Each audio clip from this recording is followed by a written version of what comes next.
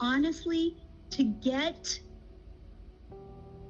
information that's not voodoo, the best, because there's a lot of voodoo on the internet about this, you probably know that, like the hyperbaric oxygen, chiropractic. I mean, if you need a chiropractor, go to a chiropractor, but it's not for this. Mm-hmm.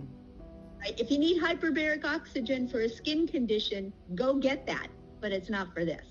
All right. The best place to go is it's called Dysphonia International. They changed their name. I don't know why. It used to be the National Spasmodic Dysphonia Association. They changed it to Dysphonia International, and you can trust everything on that website. Okay, so it's. Can I? Is there a chat that I can use? Yes, I'm gonna. It's dysphonia. Can you see what I'm writing? .org. You see that? That's the website. Dysphonia.org. Okay, and it should. Can you say the diagnosis again for me? Or what yeah. You called it? Chronic constricted laryngeal dystonia adductor type. Okay. Now, in the old day. It constricted until about a year ago. Adductor, or sometimes people say AD, spasmodic dysphonia. You know, some people would also just say ADSD. It's all the same. You may see ADLD. All of this is the same. All of it. And the chronic constricted is not a diagnosis that, like, you hear everybody talk about.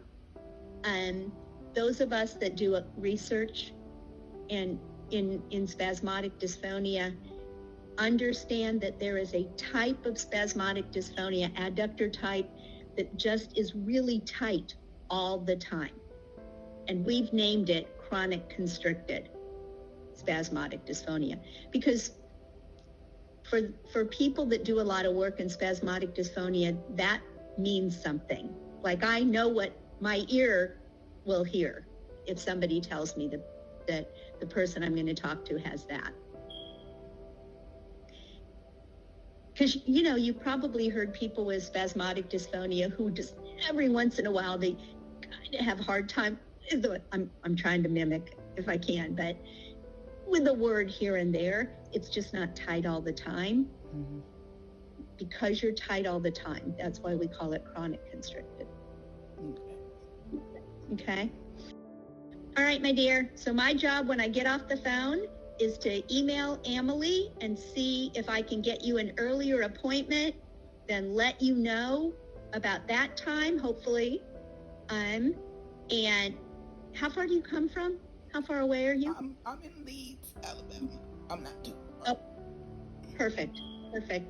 And then make an appointment for you, a virtual appointment, just in case I'm not back in the office, for 2 weeks later. And then recommend we increase the dose and also send your information to Judy Rodwell so you can get that. Oh. Have I forgotten anything? Sounds about right. Okay. Well, I'm so glad to meet you. And let's you and I just get this fixed, all right? Okay. So that